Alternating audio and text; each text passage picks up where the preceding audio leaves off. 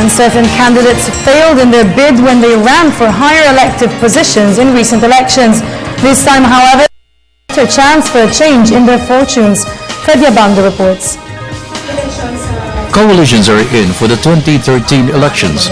So with the adoption of candidates for national office, a formula that is expected to boost the fortunes of candidates for the Senate.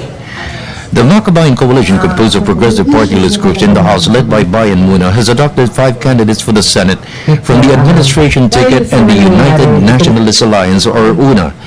Hopefully, it will boost the bid of Bayan Muna party-list Congressman Teddy Casino to win a Senate seat.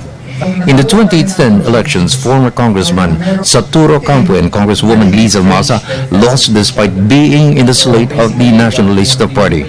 The coalition has 3 million members, a solid voting bloc that could guarantee Casino's chances, but more so for incumbents running for re-election.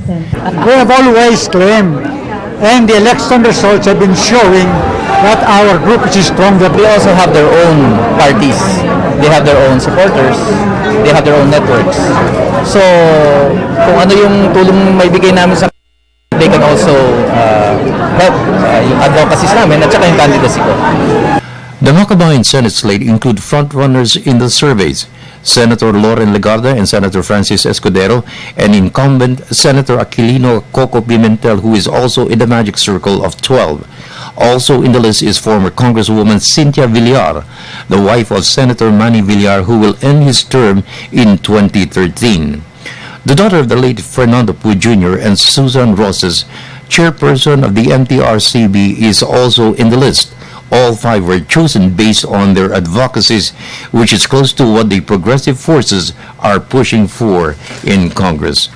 Ang importante, naniniwala sila sa paniniwala ko at sinusulong ko at nagpapasalamat ako doon dahil wala naman talagang iisang grupo, koalisyon o partido na nagmamay-ari ng lahat ng galing, talino at talento para tugunan ang mga problema ng bansa.